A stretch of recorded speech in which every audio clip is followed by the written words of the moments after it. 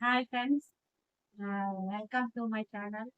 మీరు బాగున్నారా? మీరు బాగుండాలని మనస్ఫూర్తిగా కోరుకుంటున్నాను.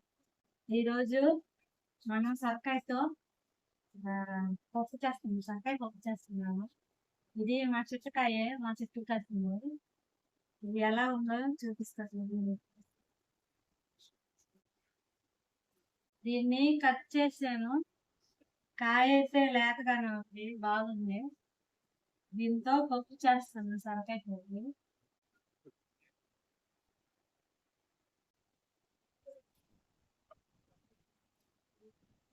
ఇందాక మనం చూపించిన సొరకాయని ఇలా ముక్కలుగా కట్ చేసుకున్నాం ఫ్రెండ్స్. దీన్ని శుభ్రంగా కూడా కడిగేసాను. ఇప్పుడు ఇందులోకి పచ్చిమిర్చి, టమోటాలు, ఉల్లిపాయలు అన్నీ కోసి దీంట్లో వేస్తాను. నేను ఫస్ట్ కందిపప్పు నానబెట్టుకున్నాను ఫ్రెండ్స్. ఇప్పుడు ఇందులో పచ్చిమిర్చి వేస్తున్నాను. ఇలా ముక్కలుగా వేసేస్తున్నాను, కోయబడలేదు.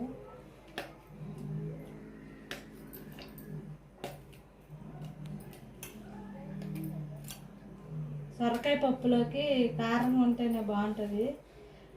సొరకాయ ఆల్రెడీ తీయంగా ఉంటుంది అది, అందుకని కొంచెం పచ్చిమిర్చి ఎక్కువ వేసుకుంటే కారంగా ఉంటుంది. నేను అంతే మిరపకాయలు ఎక్కువ వేస్తున్నాను, పచ్చిమిర్చి. ఇవి లావుగా ఉన్నాయి కాబట్టి అందుకని నేను ఎక్కువ మిరపకాయలు వేసుకున్నాను. కారం ఉండవు ఇవి. సన్న మిరపకాయలు అయితే కొంచెం వేసుకుంటే సరిపోతుంది. ఇవి కొంచెం లావుగా ఉన్నాయి, వాటిలో కారం తక్కువగా ఉంటుంది, అందుకని ఎక్కువ మిరపకాయలు వేసుకుంటున్నాను నేను. ఇప్పుడు టమాటాలు కోస్తున్నాను ఫ్రెండ్స్.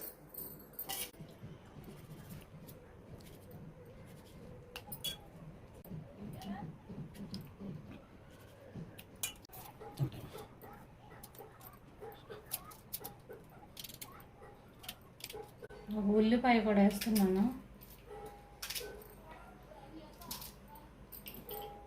ముందుగా మనం తరిగి పెట్టుకున్న సొరకాయ ముక్కలు వేసేస్తున్నాము.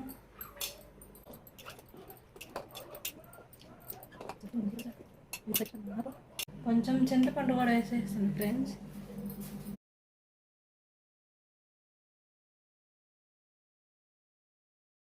ఈ విధంగా ముందుగా చింతపండు, పసుపు కూడా వేసేస్తున్నాను రెండు. ఇప్పుడు మూత పెట్టేయాలి ఫ్రెండ్స్. ఈ విధంగా అన్నీ వేసేసి ఇప్పుడు మూత పెట్టుకున్నాను.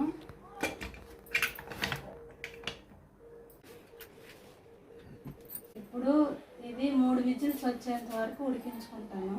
సొరకాయ త్వరగా ఉడికిపోద్ది, కందిపప్పు వేసాం కాబట్టి అందుకని 3 విజిల్స్ వచ్చేంత వరకు ఉడికించుకోవాలి.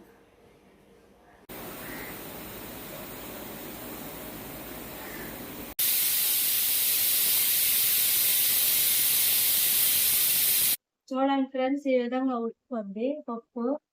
ఇవన్నీ ఉడికిపోయాయి బాగా. మీరు చల్లారిన తర్వాత అయినా మిక్సీ పట్టుకోవచ్చు. నేనైతే దీంతో మొత్తకంతో ఎన్నించుకుంటాను. ఇప్పుడు కొంచెం ఉప్పు వేస్తున్నాను. ముందుగా వేయలేదు ఉడకదని. నేనైతే ముందుగా ఉప్పు వేయలేదు ఉడకదని. ఇప్పుడు వేసి ఎన్నించుకుంటున్నాను కొంచెం ఉప్పు తీసుకొని. ఆనాక ఉప్పు సాలకపోతే మళ్ళీ టేస్ట్ చూసుకోవచ్చు, మనం మళ్ళీ వేసుకోవచ్చు ఉప్పు. అయితే నేను కొంచెం వేసాను.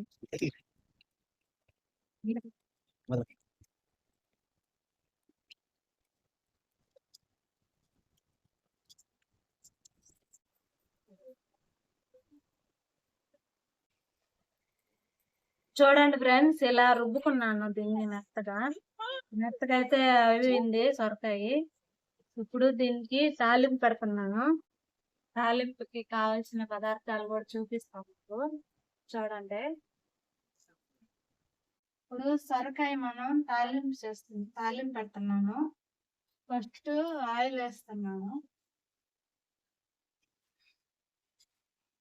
కొంచెం జీలకర్ర, ఆవాలు.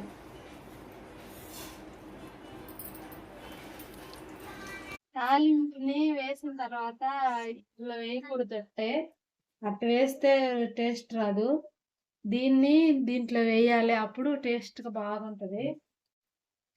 4 ఎండుమిర్చి వేస్తున్నాను.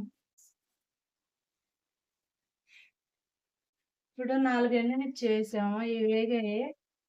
ఇప్పుడు ఇందులో ఉల్లిపాయలు వేస్తున్నాను. సన్నగా తరుక్కున్న ఉల్లిపాయలు.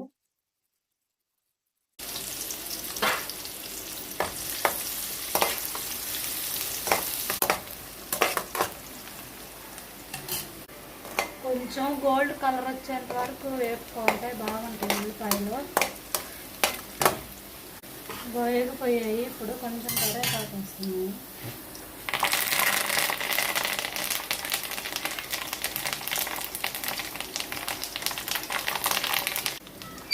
ఇప్పుడు మనం ముందుగా చేసుకున్న సొరకాయ పప్పు ఇందులో వేస్తున్నాము.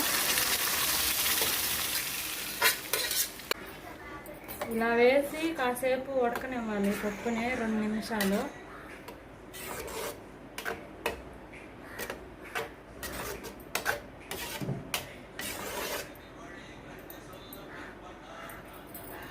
ఈ విధంగా బొడుగులు వచ్చేసాయి ఫ్రెండ్స్. ఇప్పుడు దీన్ని ఆపేస్తున్నా, స్టవ్ ఆఫ్ చేసేస్తున్నా. అయిపోయింది పప్పు వరకు. హాయ్ ఫ్రెండ్స్, ఇదండి ఇప్పుడు చేసిన సొరకాయ పప్పు మనం టేస్ట్ చేస్తున్నాము. దీంట్లోకి సైడ్ డిష్ మా ఆవిడ గోరుచిక్కుళ్ళు తాలింపు చేశారు. తాలింపు లేకపోయినా పర్లేదు, మనకైతే సైడ్ డిష్ మిరపకాయ ఉంది, తాలింపులో వేశారు. దీంట్లో అడ్జస్ట్ అయిపోవచ్చు. ఓకే, చూద్దాం ఫ్రెండ్స్.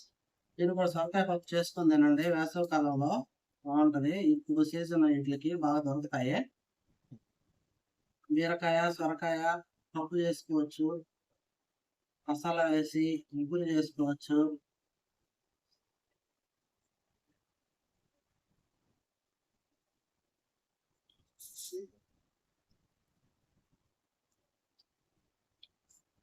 చాలా రుచిగా ఉంది ఫ్రెండ్స్.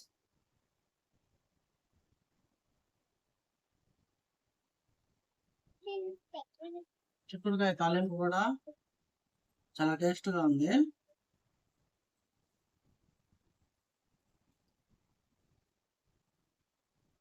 అంతే,